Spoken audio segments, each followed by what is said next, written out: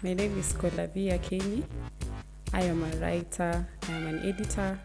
I love literature, I love books, I love stories. In the story, the man is out hunting and he sees an eagle carrying some flesh. One day, he decides to kill one of his grandchildren and extracts the liver.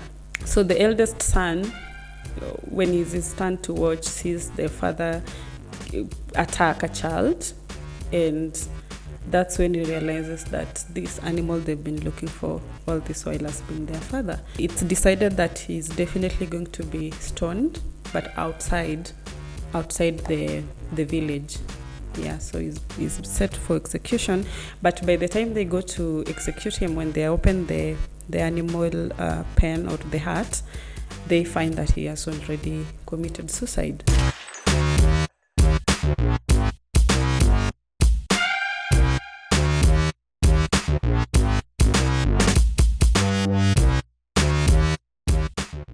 We have often heard of people talk about the great Kenyan novel.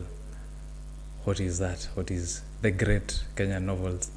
What are the qualities you expect in the great Kenyan novel? And there's a whole debate around that and has been there for some years. But we never really talk about the great Kenyan short story. And we have actually, as Kenyan writers, been said to write fantastic short stories. It is said that we write better short stories than we write novels. In honor of this very fine literary tradition, today we want to discuss one of, if not the greatest Kenyan short stories ever written. Many of you may have read this in school, in set books. Many of you have read it in school still for fun. The short story is about a man who begins to eat his children, or rather his grandchildren. And I mean this quite literally. So to discuss this story, I am joined by a writer, an editor. She is the author of a book, a novel, which is itself about children being eaten by the society they live in. And I'm talking about a book that looks at the post-election violence of 2007 through the eyes of 3 children, around 11 years old, 12 years old. So this author, her name is Akinyi. Her novel's name is Hop, Skip, and Jump. And the jump is crossed. So hop, skip, and no jump. So karibu Scholar. Asante. Yes. I have not told the people what this story that we are talking about is called, but maybe you can give us the title and a little bit of the synopsis. Okay. So, of course, it's a story that appears in a lot of short story anthologies, and some people were lucky to do it in school as a short story text, as a text in school, You can show us maybe the book you are holding. So the book I'm holding is this, Encounters from Africa. This is one of the anthologies where the short story we are about to discuss is featured. Yeah. In the intro here, they say, this story is an unusual and unforgettable story which deals with a theme not often tackled by other writers. So it remains as vague as that. And I think for most people, the story has been vague for so long because no one will put a finger to what the story was about exactly, in as much as it stirred a lot of emotions and feelings and creeps. So the story is Tekayo by Grace Ogot. So that's the story. It just says it deals with a theme not often tackled by other writers. What's the what happens in the story? How does the story begin? Let's start with beginning, middle, and end. In the beginning, there was a man known as. The story actually gives us the setting of, it's set in Sudan. And when you read through the story, you realize that it's given the names, the names, the kinds of food, the names of the trees, they are Luo names. So it's safe to say that it's set in Sudan, maybe during the migration of the Luo community before, because when they were migrating from different places coming into the eastern side of Africa or into Kenya. Yeah, so in the story, the man is out hunting and he sees an eagle carrying some flesh, and probably out of fun or for the sake of it, he throws an arrow towards the eagle and the meat falls. So he roasts the meat, and it happens to be the most delicious piece of meat he's ever eaten. And from that point, he has this obsession, and he goes out hunting, looking for that specific flavor or meat that he took from the eagle. So the story starts from there. It starts from Sudan, and it starts like a folklore where, remember when we were being told story, the oral tradition, where the storyteller would start with, in a far, far away land, there lived this man. The story sort of starts in that similar manner. It describes the climate of that time, says the rains were starting during the semi-arid time, and introduces the folklore where a natural phenomenon is being explained to children. They say there's mist that rises from the ground. So the mist looks like smoke. It looks like smoke. So the children are playing. When they see the smoke, quote unquote, they say people of the underground are cooking to explain why the smoke is rising from the underground. Yeah, so it takes the shape of a folklore as it begins. So then he has this desire. Yeah. And he starts hunting, searching for this mysterious animal. He does not know which animal it is, right? Yeah. So then he hunts different animals.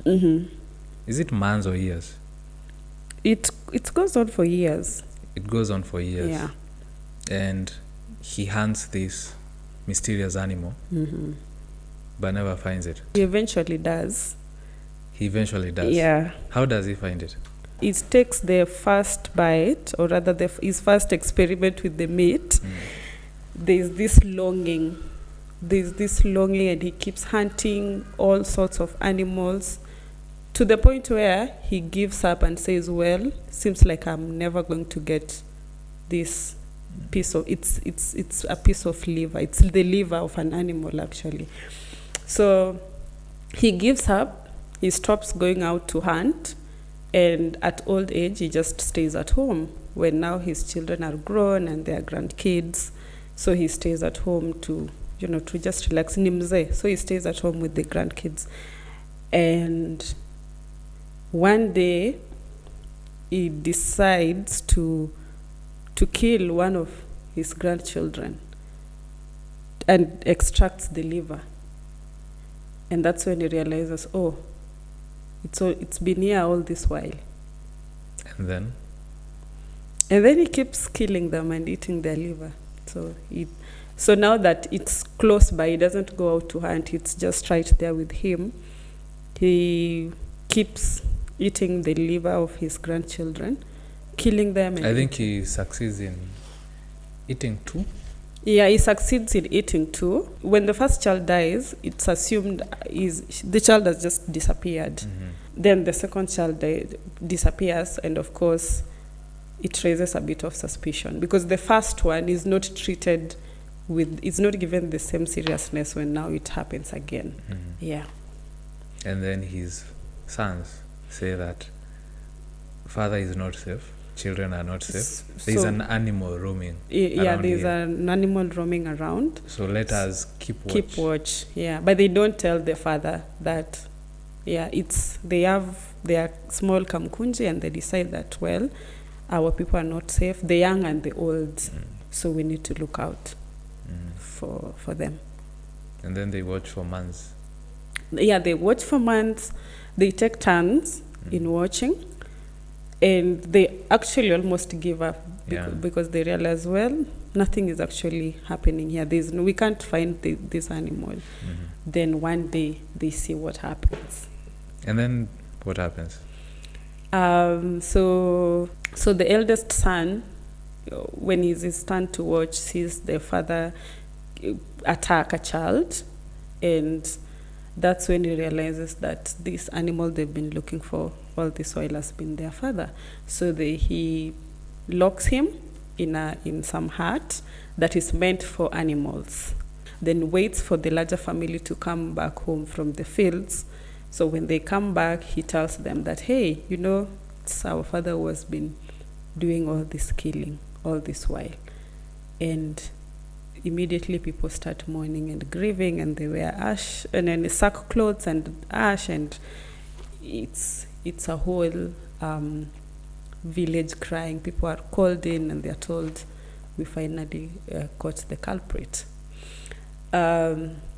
So there's a meeting that is convened, and there's an uproar. Everyone wants Tekayo to die. Everyone is up in arms, and they are very shocked.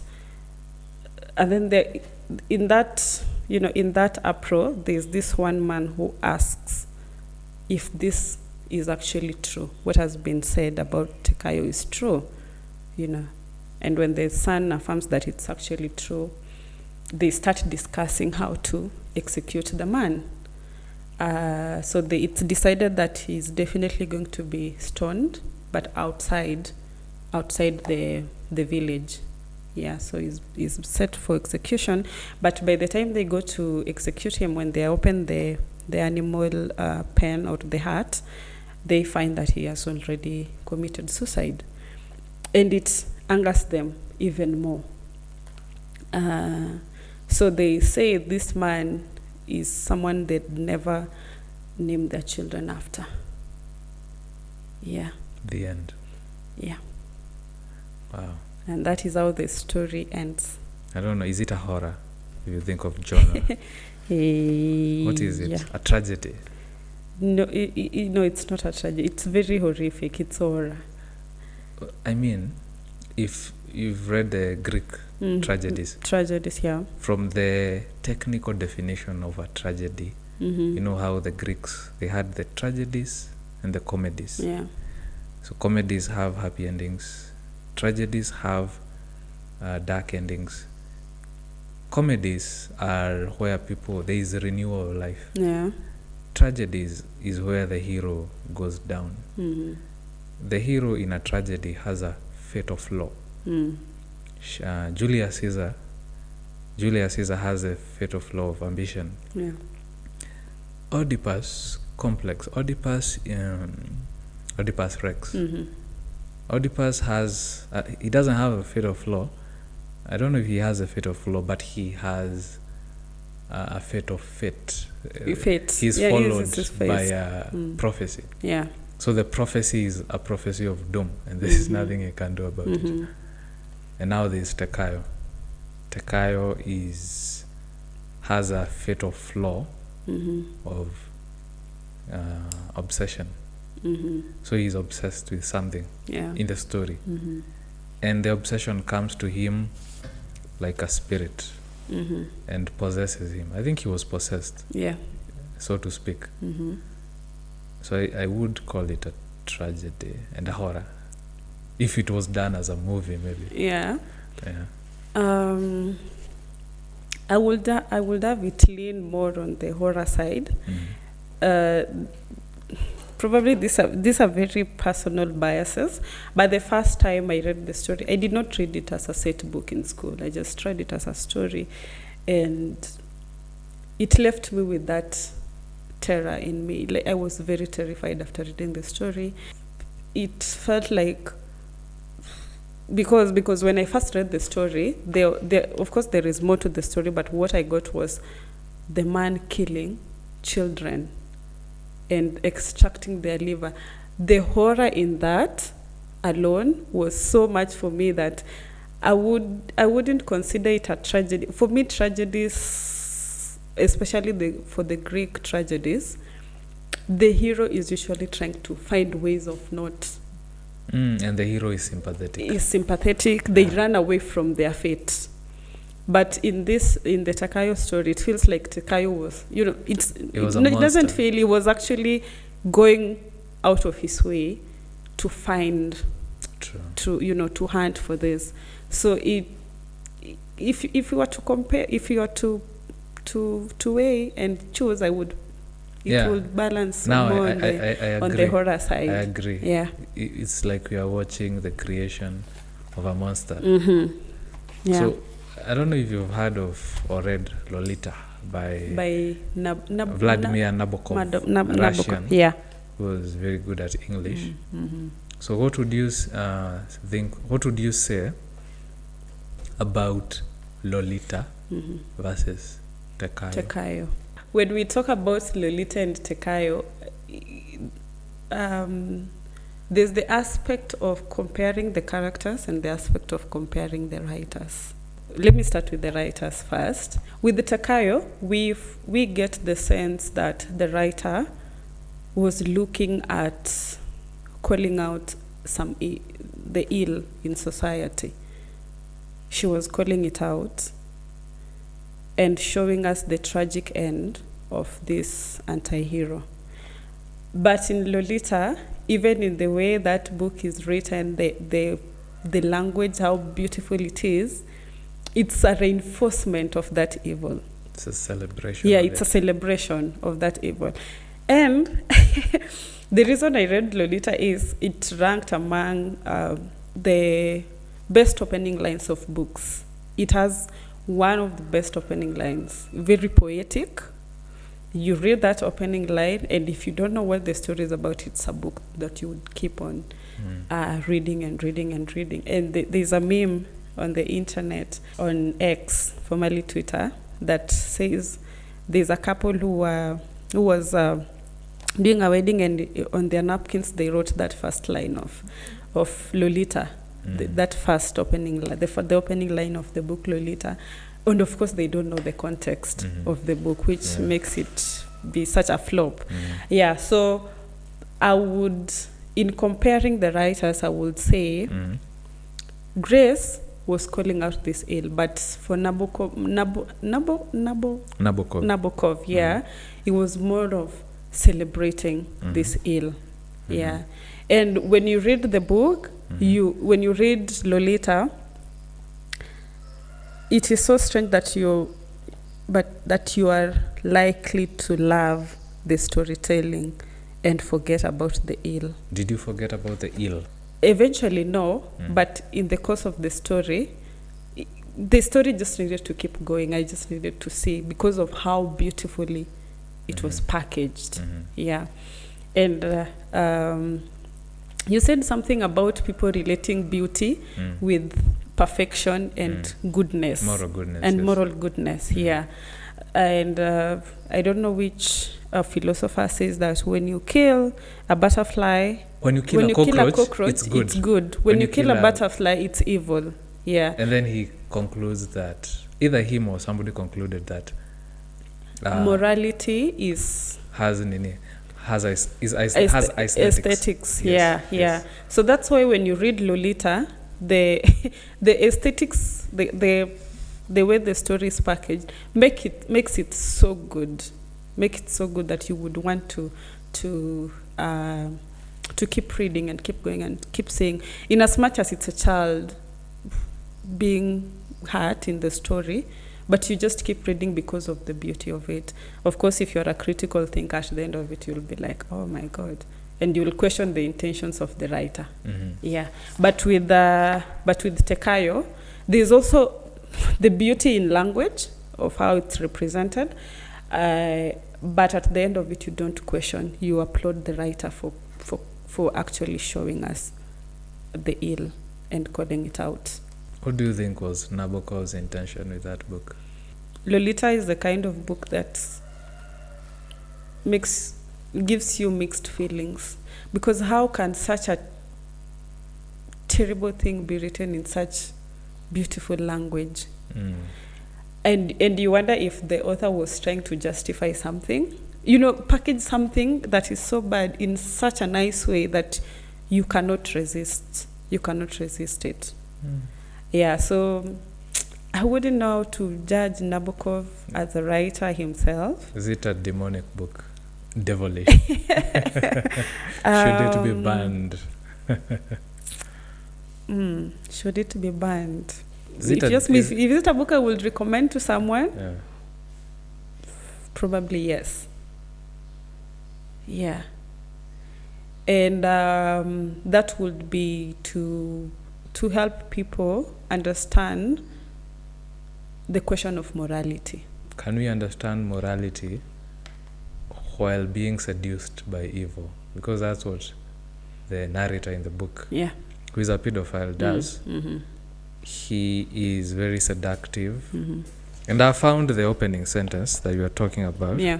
The sentence starts, Lolita, light of my life, fire of my loins, my sin, my soul.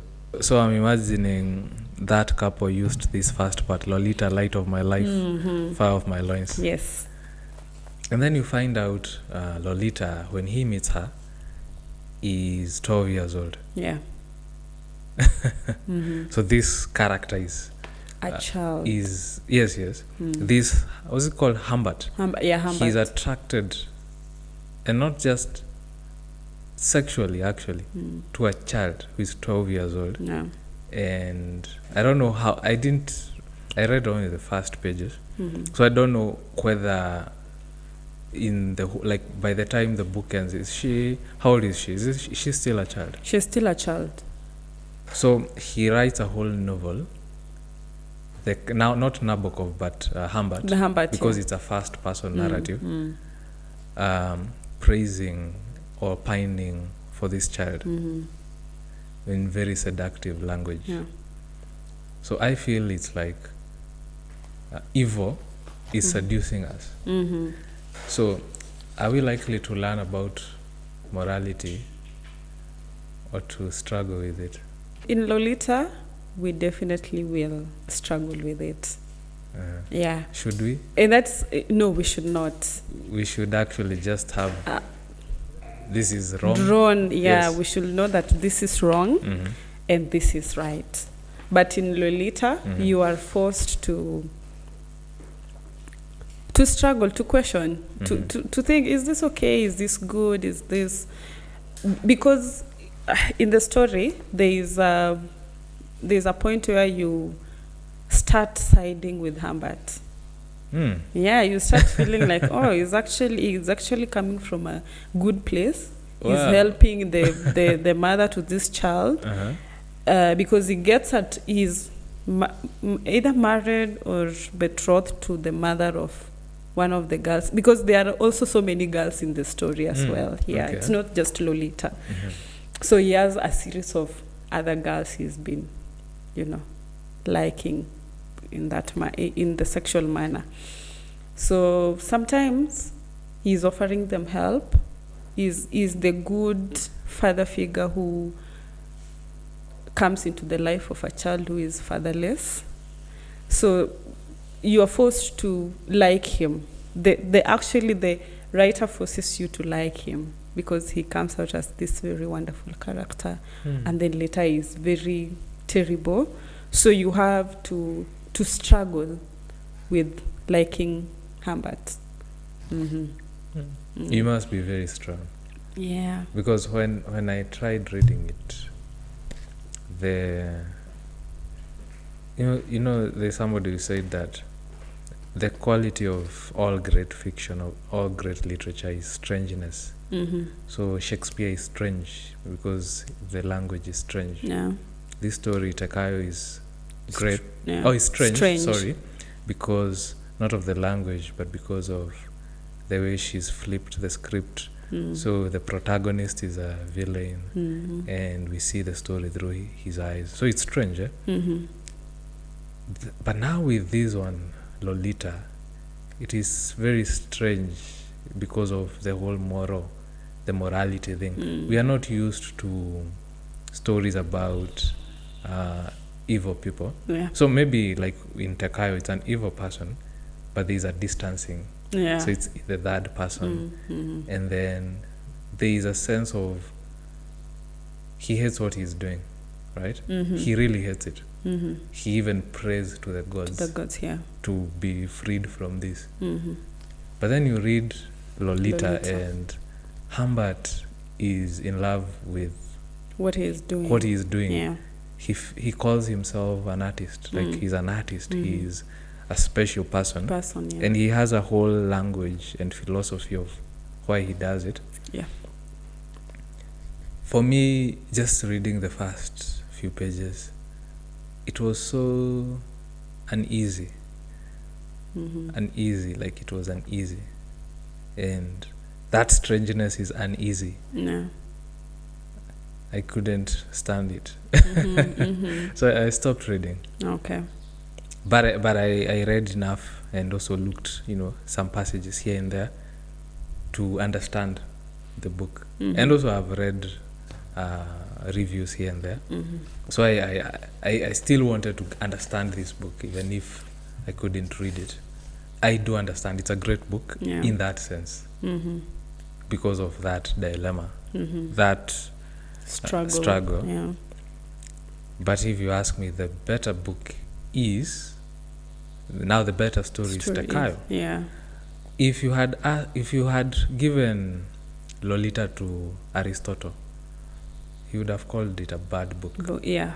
If you'd given it to Tolstoy, he would have said it's a bad book. Yeah. Tolstoy wrote a critique of Shakespeare, and one of the things he was talking about Shakespeare is the moral ambiguity. Like, that is why it's a bad book, because where is the moral or the moral thing that you're supposed to glean from it. Same thing with Aristotle when he writes this book, Poetics, which is about how to write a tragedy, how to write a comedy, Greek times. So one of the things is that it's about a certain hero, and the whole story is going to bring out a moral feeling, not necessarily moral knowledge. It could be a feeling, which at the end, during the denouement, there was a technical name for it. So I don't think Lolita would bring that. It wouldn't. It's it just gives you this feeling of confusion. Yeah. I will say, describing what I felt after finishing reading Lolita is, first, I had a personal dilemma of why did I actually read this book to the end? Thinking, well, it is such a bad book, but here I was just reading it and wanting to know what next. So it also leaves you with that distasteful feeling. You sort of hate yourself because you feel like by reading the story you're complicit. Yeah. So that is how I felt reading it. And surprisingly, I know people who love the book. It's their favorite book, sort of. And when someone, you judge people by what they love as well, the books that they love. So when someone tells you Lolita is their best book, you wonder, is it from a point of rebellion where we want to rebel against the truths or the set rules that we know? Is it from that point, or is it from the point of justifying things that they will do? Or they just love the language. Yeah. So I think from now onwards, if someone ever says they love Lolita, I would ask them why. Or if maybe they love the character, is such an interesting character. Yeah. But why would you love that character? If somebody told you But we do love Tekayo as a story. We do love Tekayo as a story. What's the difference about loving the Tekayo story and loving the Lolita story? First, I would say the technical aspect of writing the story. Lolita is written from first person. Mm-hmm. Tekayo we are removed from the story. We are observing. So when a story is personalized, when it's from a first person, you feel like you wear that cloak of the character, as opposed to when you're observing. Ni kama when grief happens to someone else, you just feel sorry for them from afar. Mm-hmm. But when it happens to you, you actually feel it. So I think there is also the bit of the technical aspect of storytelling that sets the two stories apart. It's like learning a lesson through someone else's experience versus learning it from your own experience. You see, we are talking about Tekayo from the point of view of Lolita. Mm-hmm. So we are clearly saying that this is a story about pedophilia. Pedophilia, yeah. But is this actually something that you get from the story or from thinking? When you first read the story, which story? The Tekayo story. Yes. Did you think of pedophilia? No. Me neither. Interestingly, it never once crossed my mind that it was a pedophilic story, or rather that is what was happening with Tekayo, this whole meat and the uniqueness of it. And I think I read the story, the first time I read the story I was in high school, not as a school text, it was just a story I read. But this, the pedophilic theme of it all dawned on me as recent as maybe 4 years ago. But this is a story I read way back. Yeah, so the pedophilia was never there as a theme, or it was not as explicit.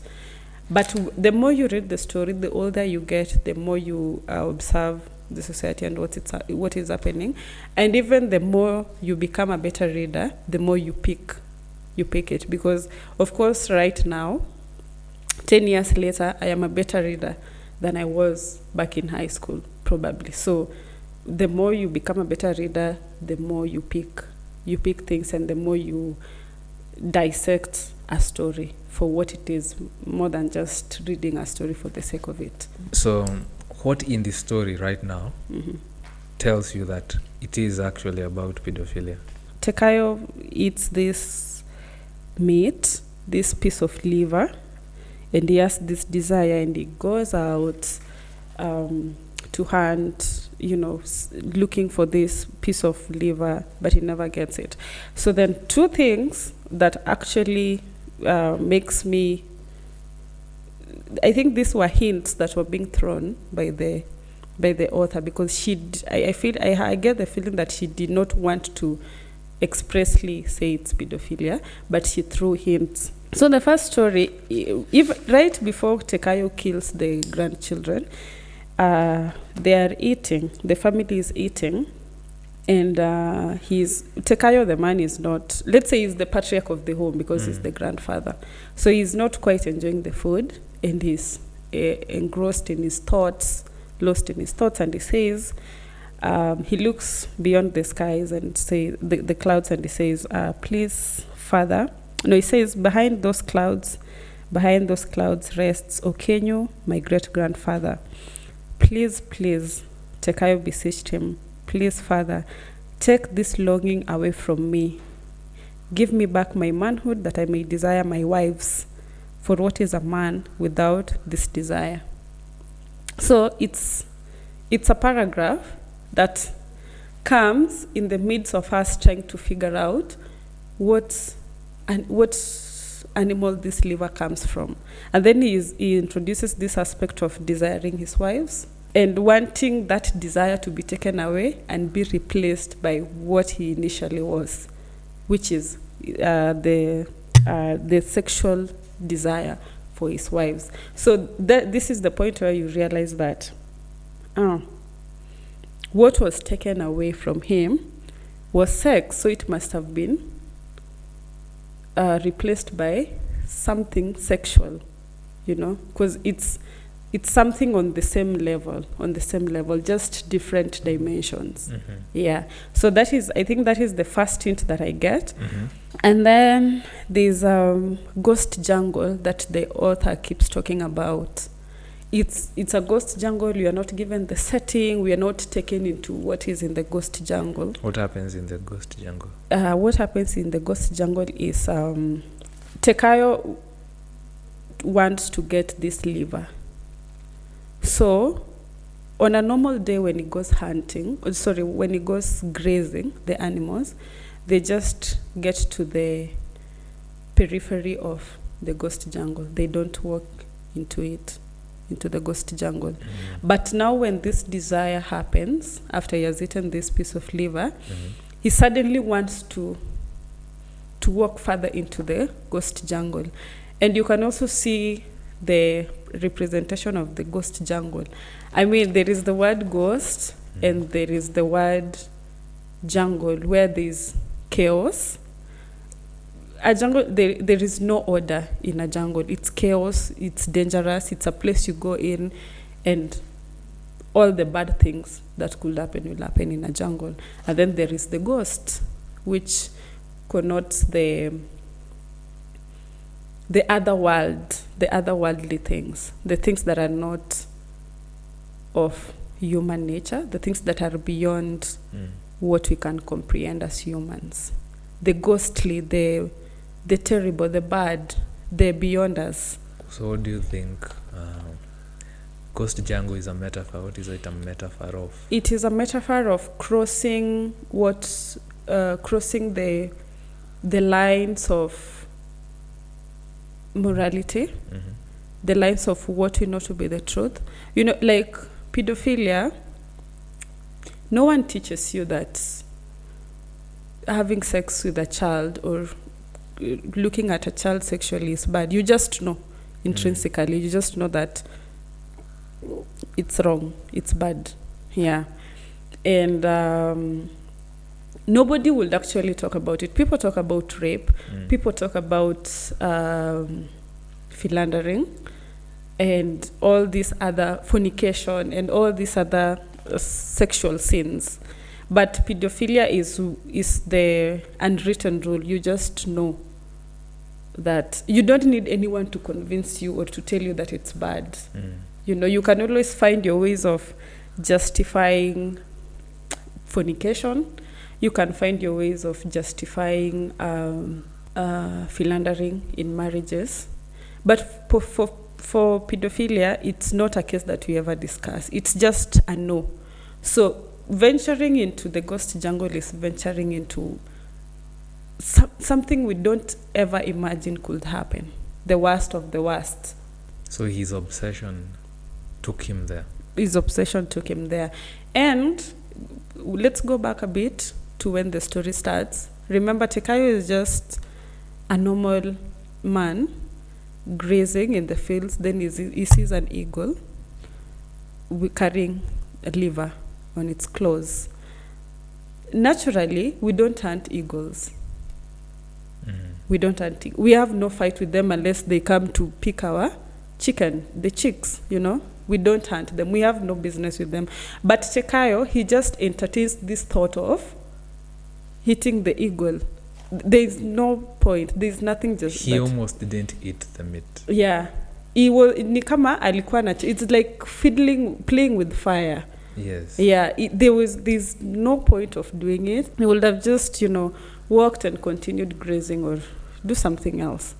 Yeah. But he sees this and is tempted and he says, oh, why not? And then this why, it's just a why not. So you don't have to do it, but you still do it. So I would say that there is no justification. Nobody will ever stand and say it's natural or I was born like this when it comes to pedophilia. Yeah, because it is very unnatural to eat an eagle. What for? Why would you hunt from an eagle? It is unheard of. So if it's a metaphor, Mm-hmm. it could be the metaphor of kink. Yeah, it could be the metaphor of kink, where people try things out, and then they realize, oh, this could be interesting. Because this is how Grace puts it.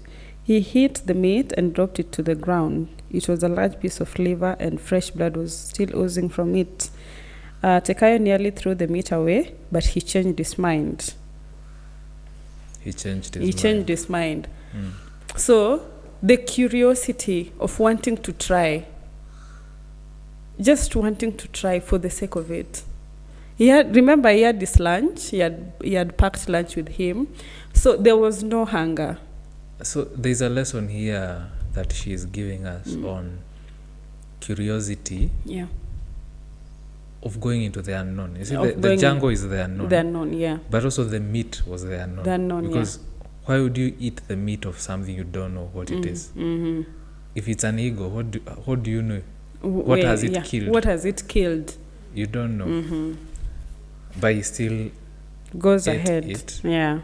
So maybe the original sin of Tekayo is going beyond what is known. The norm. Known. Like going for things he does not know. Yeah. Wanting to experience new things. So he wanted to experience this meat, this liver, which was from an eagle. Yeah. But he doesn't know what animal it is. Yeah. But he still wants to eat it. That was his sin. That was his sin. And that brought the curse to him of obsession. Yeah. Or addiction. And then he loses himself. I think he was possessed, addiction. Actually. At this point, he gets possessed. Because this is something that could have been avoided. Yeah. So everything else, every other type of food, everything that he knew becomes the strange now. And he wants this new norm that he has created for himself, or he went hunting for. So this is a cautionary tale. Yeah. That there are things you will go for that will change you and there's no coming back. There are excitements that you are chasing. Yeah. There's a quote from Shakespeare. I love it. I quote it a lot. Romeo and Juliet. Is it Romeo and Juliet? I think so. It says, "These violent delights have violent ends."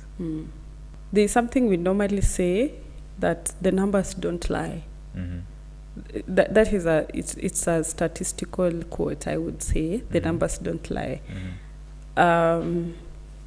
More often than not, when you go into the unknown, it almost always gets tragic.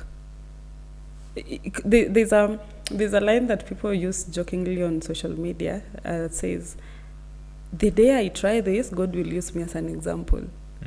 The day you try you see, people will do it. Things will be done, and you'll be like, "Oh, I could try that." But the day you try the unknown, you will become the utashikwa. Hiyo siku kuna lamba sukari, hiyo siku ndio unashikwa.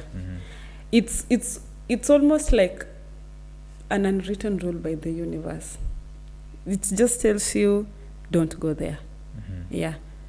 Just steer clear from that. Yeah. Do you think of this story as a folktale? Yes. That's a very strong yes. First of all, the technical and the mechanical way it is told, how it starts with explaining the people in the underworld are cooking. I think that was just an introduction, warming us up to the idea of a folktale. But again, remember the folktales that we used to. I was lucky to experience my maternal grandmother, and so I got to hear the folktales, the stories, where there was always a giant, and children were warned. It was always a giant versus children. Children were warned against this giant, and they will be told, "We are going out to the fields. We are locking you inside. You have food. Don't open the door unless you hear mama singing in a certain voice, and then the giant will come and try. So it means the giant was always somewhere around, just by the corner or somewhere, listening to the instructions being given to the children. Don't do this unless you hear this voice. Don't do this. Don't open the door unless we give you this kind of signal. And you realize that Tekayo, the story, follows that sort of storytelling, because in the beginning Tekayo used to go out and graze. Then he would come back home, and then eventually he becomes the person who is left with the children. So he's the older person. He's always around the corner. There is no danger for the children. There's no danger for the children up until Tekayo becomes their guardian when everyone else goes away. So on a normal day, Tekayo is not supposed to be home with the children, because you realize that it is out of this obsession that weighs him down so much that he decides, I'm not going to the fields anymore. I will stay at home. So on a normal day, Tekayo is not the guardian, quote unquote. He's not the one who is supposed to be left to look at the children, to look after the children, I mean. Yeah. So it is a folktale in the sense that danger was always lacking. It just needed an opportunity. There was always danger around. It just needed an opportunity. And I would relate this to some work I've done for child protection, protecting children from sexual abuse on the internet. Mm-hmm. You realize that sexual abuse is almost always there. It's just around. It's not executed. Mm-hmm. It's not acted upon, but it's almost always in the vicinity.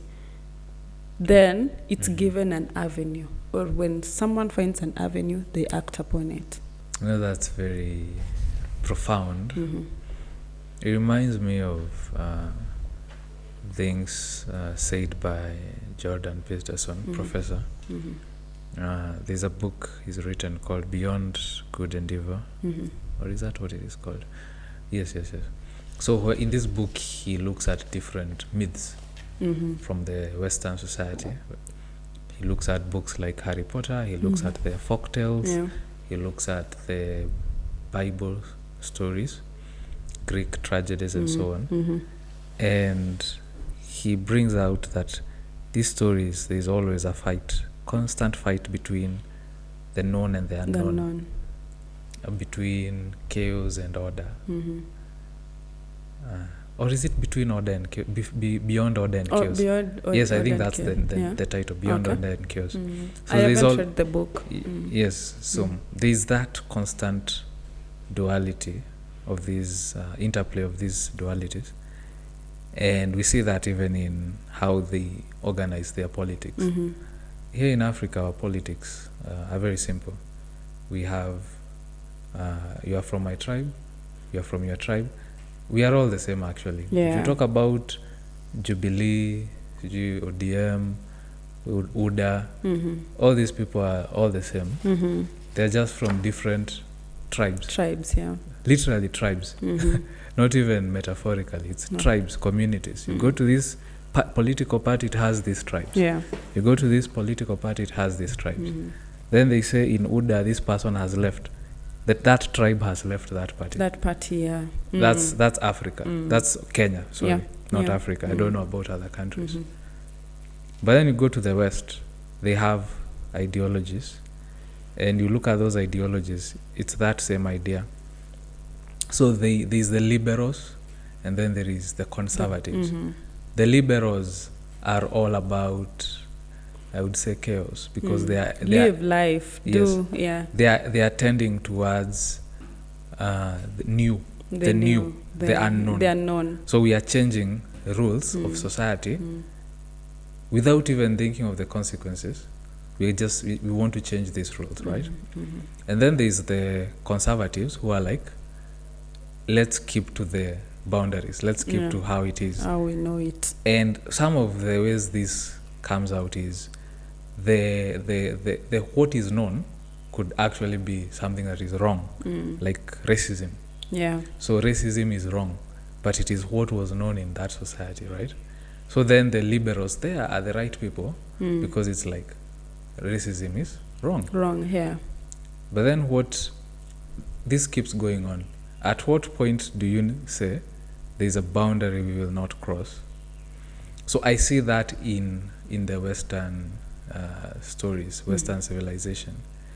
And I see that in this story as well, that interplay between order and chaos. And the author keeps bringing it out. There's this part you talked about, the dark jungle. No, the ghost jungle. And I thought this was inspired.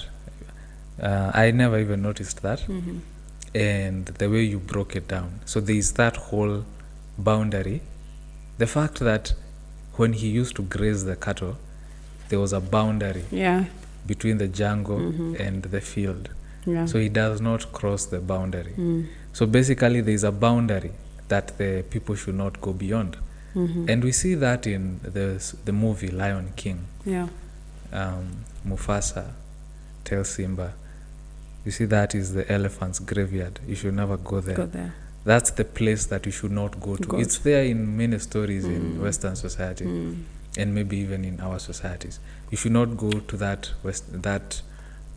place. But I think sana in the Western stories, there's that. Don't go to that place. There's that boundary. And the story happens that person goes to that place.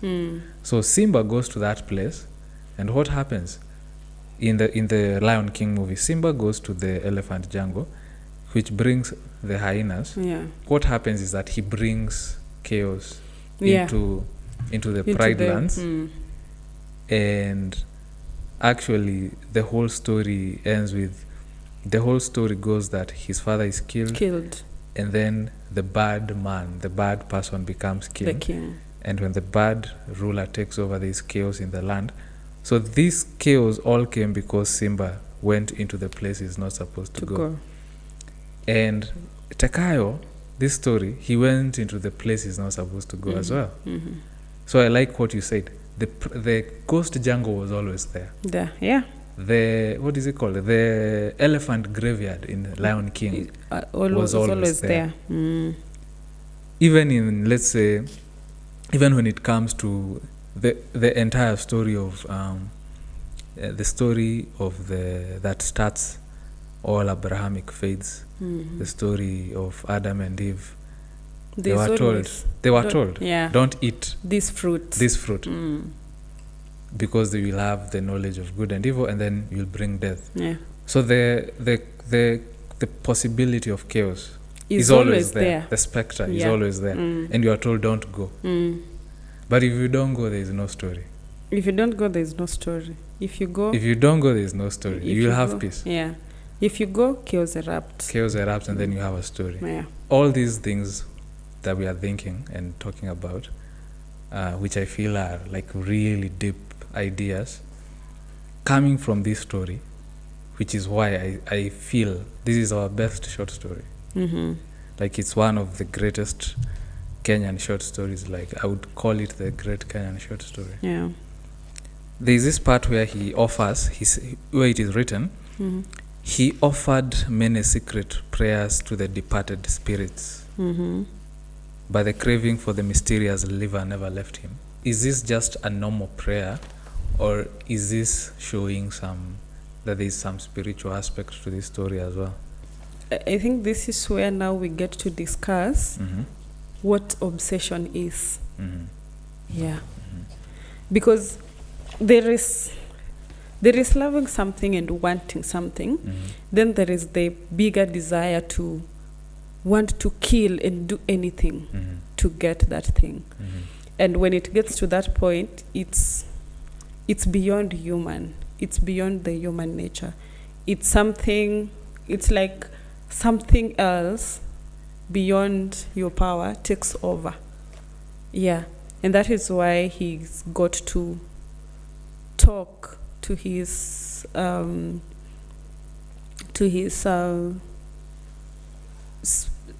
fathers, his forefathers, the spirits in the other world, to help him to intervene. And I would maybe compare that to addiction, because addiction doesn't just happen. You're not born and you're addicted to something. It is something that you keep feeding. You know, you keep taking it to the point where you cannot help it. And now external forces have to be introduced to help you. Like, you have to go to therapy, you have to be in an institution, and for you to be helped out of that addiction. So it will be justified to say that something more that is beyond human takes over you, and it will take a lot of strength and a lot of help and a lot of intervention to take someone out of that. And that will then beg the question, is obsession a good thing? For anything, whether it's a good thing or a bad thing. Because we humans love to think that we are in control of things. And of course, we say that the life we live and the things we experience are as a result of our choices, which is true to a point, because even the things that Tekayo is going through is as a result of choices. But how far can choices go? Yes, you have the power to choose, but should it be limited? Should it be controlled in a way, or managed? And this would also explain what we were talking about earlier, that man is not for man. We belong to others, we belong to the people. That's why we have friends, and when you want to make a decision, yes, it's your choice, but you will consult with a friend and ask, I want to do this, what do you think? I want to go, what do you think? I want to do this and this. You know, you will seek opinion from other people. And so this also, of course, begs the question of choice. Do we live for us, or do we live for people? Are we our own people, or do we live for the larger collective? And when we live for ourselves, does it affect the person next door? Does it affect the community we are in? And look at how greed plays out. Greed in workspaces, in families, in the political space.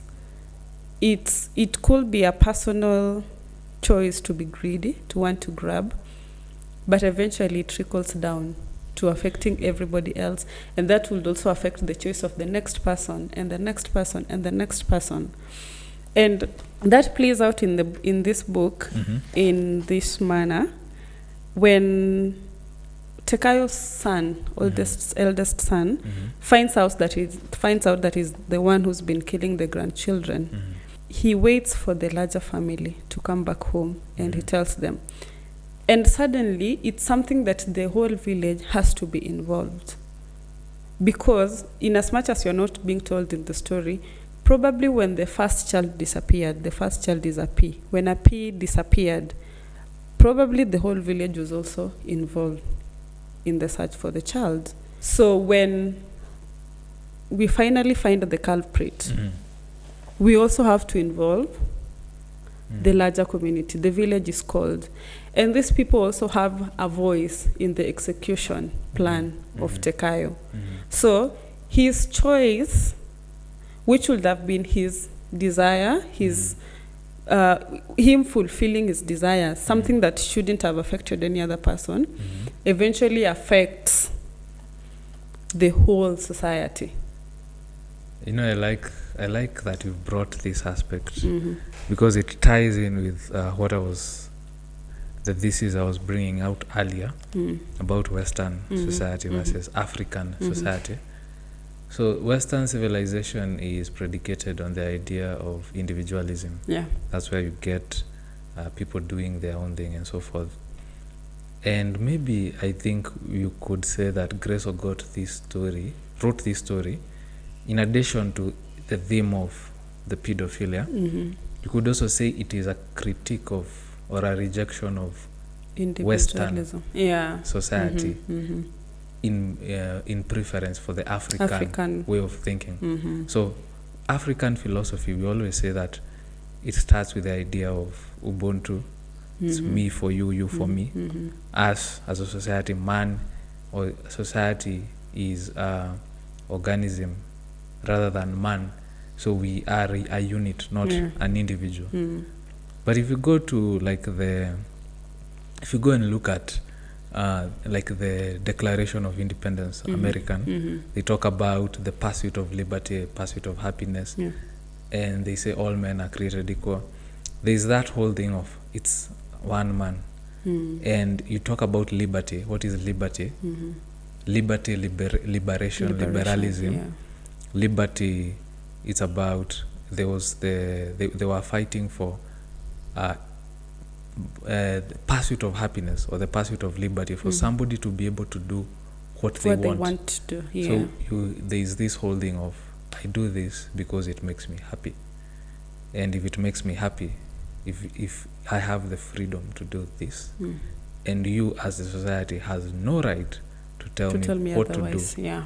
So if you say you shouldn't do this because this is our rule as a society, and then there's that whole thing of I choose, I have my choice. So you see that argument coming up again and again: choice, liberty, liberal, and then the question that you have been asking, and I think this story is supposed to be like a warning. What happens when you have a choice that goes beyond the taboos? So this person chose this. This is a choice that they have made, and they have gone into it. So I like how it ends, because it's the society judges the individual because this individual has chosen. And we see this actually I wanted actually to bring in this aspect, Things Fall Apart by Chinua Achebe. The same sort of story where there is an individual against a society. So there is Okonko. Okonko is seen as this person who has a very strong will. So he exemplifies that individualism. And then there is that part where he goes against the rules of the society and kills during a certain whatever, and he was banished. Festival. It was banished. So the society punished him. And then eventually he becomes but at the same time he really respects the society. And he does everything so that he can be respected according to the rules of the society. And he dedicates himself to the society because he wants to be a great man in the society. But the book ends with the society accepting the new religion, which brings in individuality. So the society lets him down and he kills himself. But in this book, it's Tekayo lets down the society, and the society wants to kill him. And then he kills himself before. What do you think? It has triggered a debate that is about to become a thing in now or in the near future, where I'm going to introduce women into the conversation. So women are maybe 1 out of 10 women, one will choose to be child-free, to never give birth. And that is strange. That is not the norm. And it is because, it's an individual choice, and the woman will think, well, it's my choice, it's not affecting anyone. And even looking at the numbers, it's I'm very insignificant. I'm just 1 out of 10. I mean, the other 9 will give birth. So if it's about the continuity of the race, it still will go on. But then this woman will be judged for the simple reason that they are coloring beyond the lines. Yeah. And this choice, it doesn't necessarily affect other people, but for the simple reason that it's beyond what we know. It puts that woman on the hot seat. Why would you choose to be quote unquote selfish? Why don't you want to do the things that have been done for years and years and decades? Why do you want to go against the system as you know it to be? So much as we live for the collective, it also limits people, and the judgment can be a bit harsh when people now want to make their choices, which is also unfair. So again, we get to the point of battling whether living for the collective is okay and living for as an individual is okay. And it only takes breaking one rule for someone to be an outcast, just one. Something probably very insignificant for someone to be an outcast. Remember, Okonkwo was respected. He was. People will come to his home. An enemy of the people. Yeah. So things fall apart. It's not an enemy of the people. I wanted to say a man of the people. Things fall apart. Okonkwo, he's a people's person. He's hardworking and he has his home in order. But then he does this one thing, and he becomes a betrayer. He becomes an enemy of the people suddenly. And when the story ends, the same thing that he's been crucified for is what the people do. He's running away from everything that the people want, but eventually when the story ends, what happens? These same people accept this religion and they live the ways of the white man, as portrayed in the story. They lived in the ways of the white man. And Okonkwo feels like, why will these people do this to me? It feels like you need to be a team, you need to collect, to be many for something to make sense. It needs to be a society of sort, a community of sort for something to make sense. But you cannot create a rule on your own and act upon it and expect every other person to follow. Things need to make sense to a number of people. Yeah. And we see that even in meetings. I mean, we have to have a quorum for a meeting to start. Yeah. So there is that, the battle between individuality and the collective, that is also just away from the story, but now generally the battle between being living for yourself and living for the collective. And I love that we are not imagining this. Grace Ogot makes it very clear. Like there's this part where the people are talking, and they say, "We cannot stone him now. It is the custom of the clan that a wicked man should be stoned in broad daylight outside the village. We cannot depart from this custom. Yeah. Like there is a custom, there is a way for things to be done. And then I like this next part where he says, "Stone me now, stone me now." Tekayo whispered, "Take me away quickly from this torture and shame. Let me die and be finished with."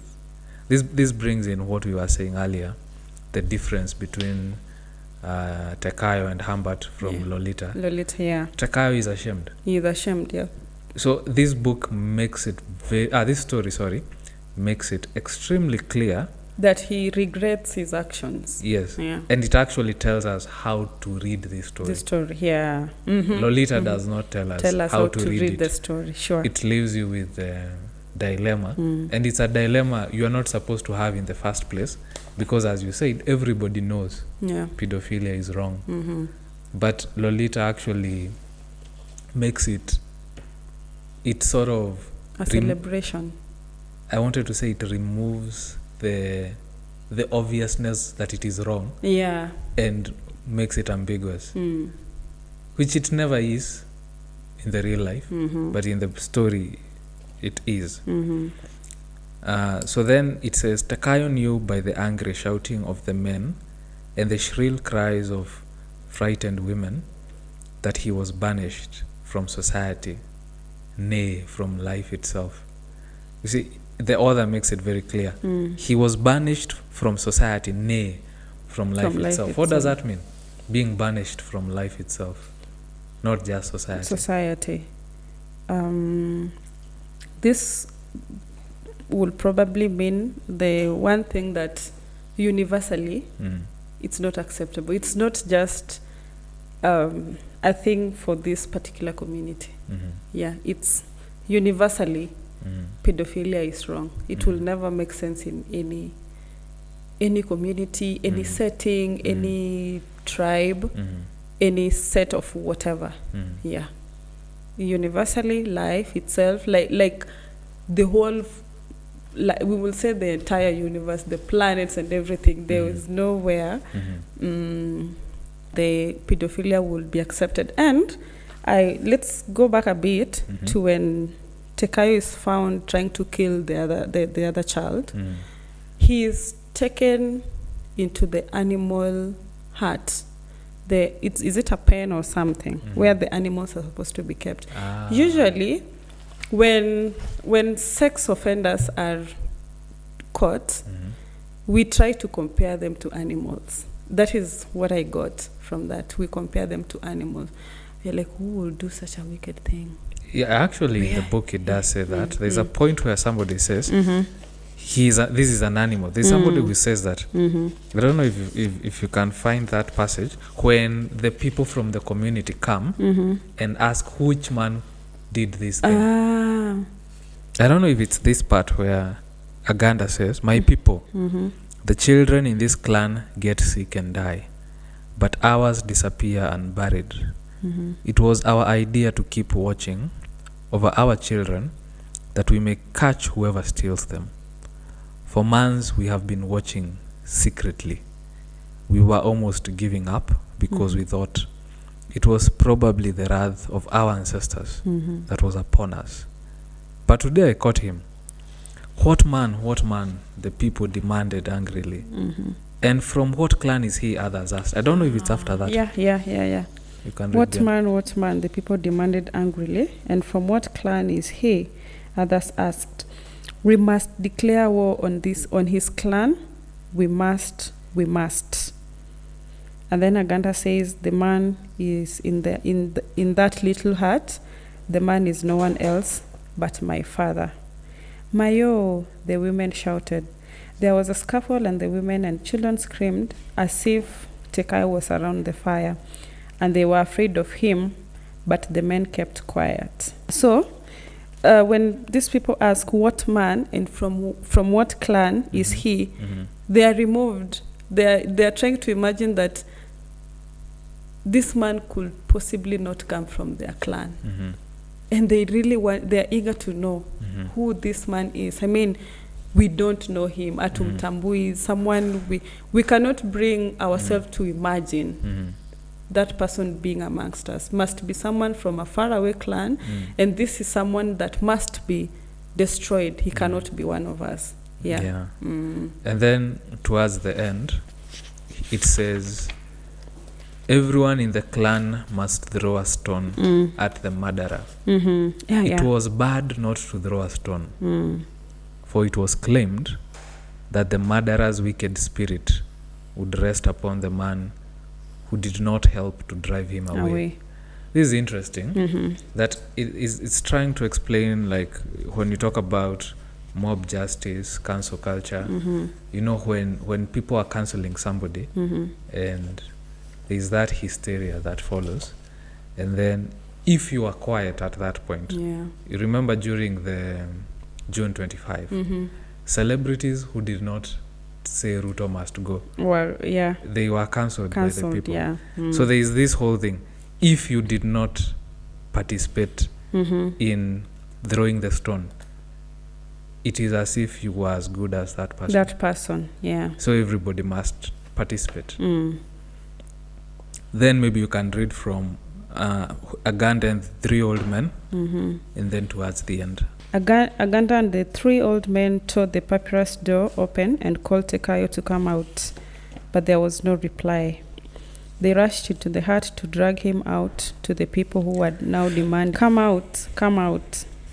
At first, it was too dark to see, but soon their eyes got used to the darkness, and they saw the body of Tekayo hanged on a short rope that he had unwounded from the thatched roof. The men came out shaking their heads. The crowd peered into the hut in turns until all of them had seen the dangling body of Tekayo, the man they were preparing to stone. No one spoke.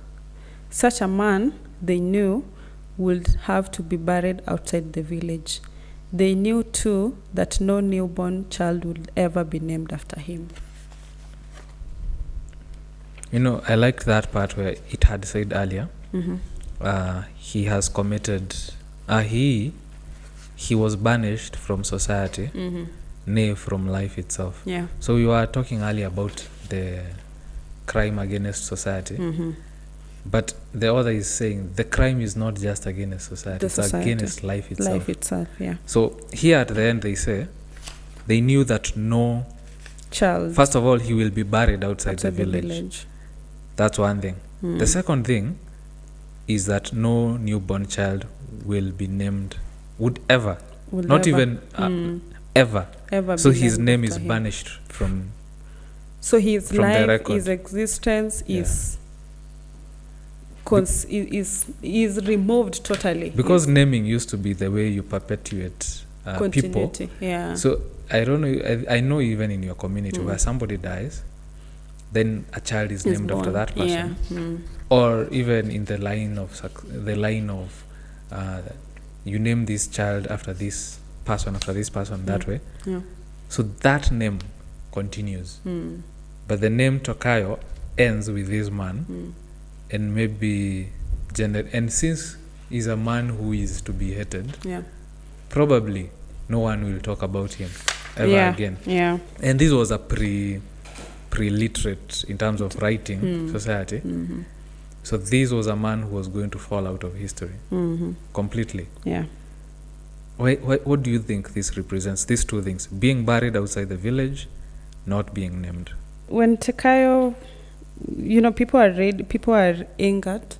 There's that wrath that they want to release, and when they go, because the people are shouting, "Come out!" They are ready to stone him, and it's everyone. To realize that the author was also very intentional in saying everyone was there. It was not just the men.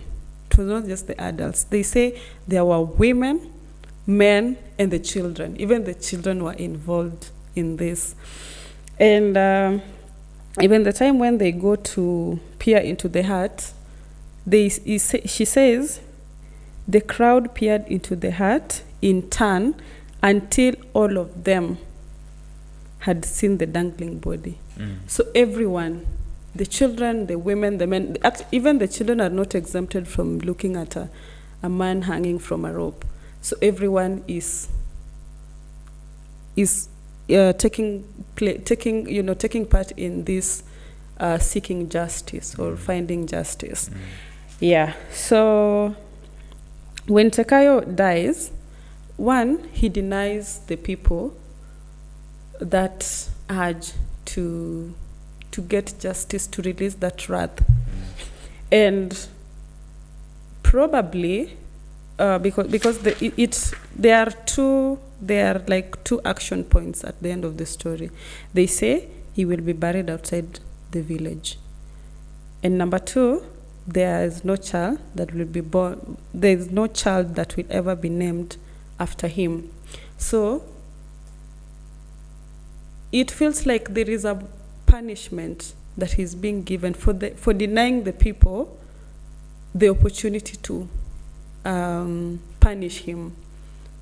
You know? So these people are left with this wrath, and they have to channel this wrath elsewhere.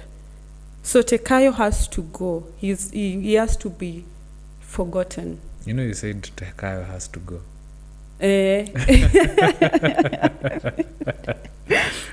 I mean, in their minds, Yes.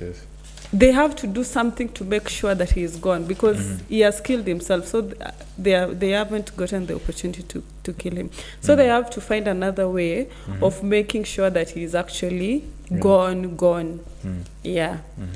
So I feel like also denying, and that's why when we were discussing earlier, I told you, if two people commit a crime and people agree that, yeah, this crime was committed by these two people, but one person is arrested, they go to jail, they serve their time and come out, then this other person roams the world. Chances are this person who served time will be accepted more by the society as compared to this other person. The wrath, the anger that people will feel will still be there for this person who did not serve their time. Yeah. So for these people to feel like they have punished Tekayo, they had to add on top of it.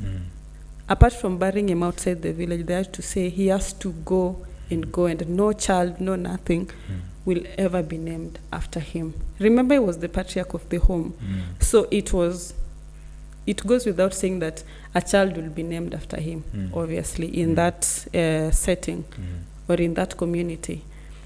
But just for because you know, even in traditional African societies, it didn't matter what someone did when they were alive. There was just that need to name a child after a patriarch or a matriarch for the sake of it. It didn't matter whether this person was good or that person was bad. So maybe him denying the people that sense of justice and him an even heavier punishment of being banished out of life forever, like he had earlier predicted. As we wind up, I've just remembered there's a song I sent to you. Oh, yeah. I don't know if you... I listened to it. You listened to it. Did you like it? Yeah, I did. So this song is called Tekayo. And it's a rap song, hip-hop song, by a rapper known as Romi Swahili. So I wrote down the hook. The hook is the chorus. The chorus, yeah. So he says, naishi kwa nchi wachache wanazo, wengi kwenye msoto. Nchi ya maziwa, asali, matunda, kimbizana na ndoto. Nafasi za ajira ni chache, waliohitimu hupiga koto. Hazina za nchi zaibiwa, usilolijua, usiku wa giza. So that's the first part of the hook. Yeah. So it's basically showing you a country where there is people don't have jobs, and corruption. Yes, corruption. There is injustice. The haves and the haves not, and people are struggling. It's a nation of hustlers, basically. Yeah. And then he sings, Tekayo, Tekayo, umeshangaza unavyowala wanao. Tekayo, Tekayo, umejificha nyuma ya haki ni ngao. So this artist has creatively linked the character of the story to our political leaders who are hiding. Tekayo is hiding behind his position as the patriarch. The patriarch, yeah. So he cannot be, what do you call it? He cannot be suspected. But these ones are hiding behind the language of haki ningao. Justice is our shield and defender. Yeah. But the shield and defender in this case is weird because there is no justice here. In this, in what he has already painted, there is no justice. So it's only a language of justice. Mm-hmm. Anyway, I thought that was interesting. Yeah, it is. It is for sure.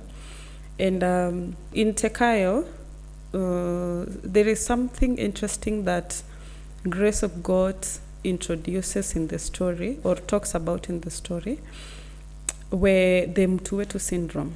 First, in the context of the story, and in the context of pedophilia and rape, where children are sexually molested, you realize that when it happens in a family, it becomes an inside thing, something we can solve within the house, within the family. The outside doesn't need to know about it. Huyu ni mtu wetu, let's just solve it here, and let's, keep living life as if nothing happened. And it also happens in the political scene, the mtu wetu syndrome. We know that this person is bad, but because he's our person, I mean, our person can never do wrong in our eyes. We will always sanitize them. But Grace Ogot flips the script in the story, where first she makes sure that the eldest son is the one who finds the father in the act. So there are no doubts. It's not a neighbor, it's not a random villager who sees this man, because then that will cast doubt. People will say, really? Maybe you have a beef with the family or something. But she makes sure that it's the son who finds Tekayo in the act. And the son does not question it. He doesn't have the doubts that, this is bad. Now we have to find ways of mitigating this so that it doesn't get out there. He blows the trumpet so loud, and he's actually the one who beats the drum to call other people. So maybe in a way, Grace is trying to tell us that evil is evil, whether it's done by your father, your sister, your child, your brother. Evil is evil. And when it comes to that, there should be no hiding. Don't hide the culprits because they're your people, because they're your family, because they're anything. And the other thing that I find very interesting is how everyone is involved in the fight. Everyone is involved. And I was particularly intrigued when she says the children were there, the women were there.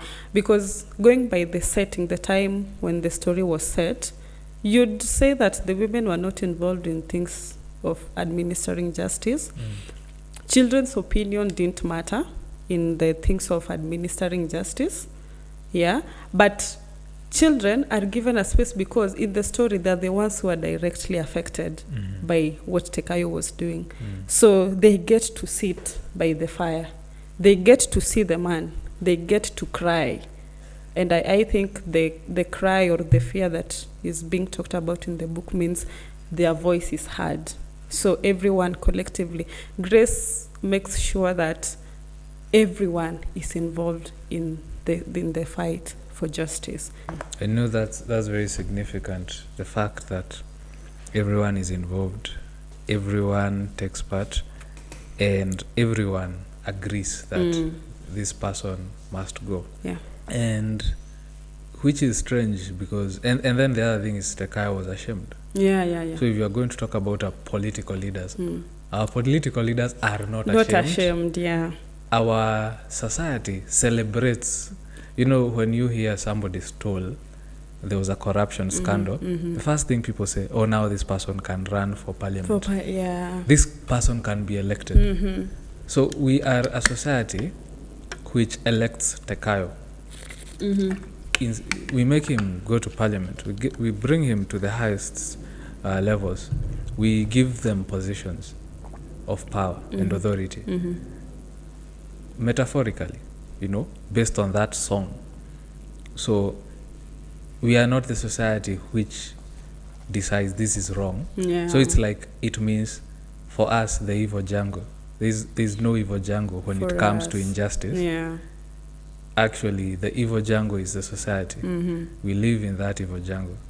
As we wind up, you can say something about your book, which Oh. is also about children. About children. Well, Hope, Skip and Jump is a story set in Kenya in December 2007 and February 2008, so about 3 months. It's a short novel, and it takes the voice, or rather it's told in the voice of children who are between age 10 and 12 at the time when the post-election violence was happening. Yes. So thank you, Scholar, for joining us today to give us a very deep exploration of this book. Actually, in this process, I've learned way more about the story of Tekayo, what it means. I didn't realize it had so many layers until we had the discussion. And I hope this conversation is going to be online for a very long time to come, and that it can be useful to students, teachers, and just different lovers of literature to peel back some of the layers of the story and some of the ways it can be interpreted, not just on pedophilia, but also what we've said about the individual versus society, order versus chaos, and even the interpretation with the politics, and so on. Okay. So there you have it. This was another riveting discussion on conversations in literature. So we have been doing a series of episodes concerning our Kenyan literary history, and Tekayo is a story that was published in a short story collection in 1966, if I'm not wrong, known as Land Without Thunder by Grace Ogot. And that is part of our literary history, which is why I thought it would be a good discussion to have. So this was Conversations in Literature. I am your host, Eric Rugara. Some people know me as Miyamoto Swahili. And Conversations in Literature is sponsored by Nairobi Academic Press. And don't forget to subscribe to our channel, Roaring Simba Network.